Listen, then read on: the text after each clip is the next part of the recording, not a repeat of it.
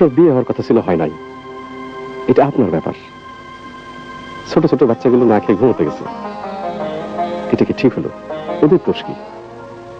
আপনার বাবা মা সমানে কাঁদতেছে, বাড়ির প্রত্যেকটা মানুষ মাথা খারাপের মতো আচরণ করতেছে। আপনি কি বলতে চাচ্ছেন? নিজের কষ্টটাকে ছোট করে দেখেন ম্যাডাম, অন্যের কষ্টটাকে বড় করে দেখেন। মহামানবরা তাই করে। আপনার কি ধারণা আমি মহামানব? মানুষ মাত্রই মহামানব, সেটা সে জানে না বলেই সাধারণ মানুষের মতো আচরণ করে। হাসান সাহেব, আপনার বক্তৃতা শেষ হয়েছে? সামান্য বাকি আছে।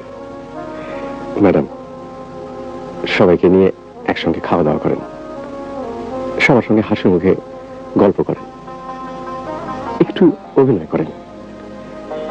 আপনার মুখের সামান্য হাসি দেখলে বাড়ির মানুষগুলো যে কত খুশি হবে সেটা কি আপনি জানেন ম্যাডাম? একটু অভিনয় করেন।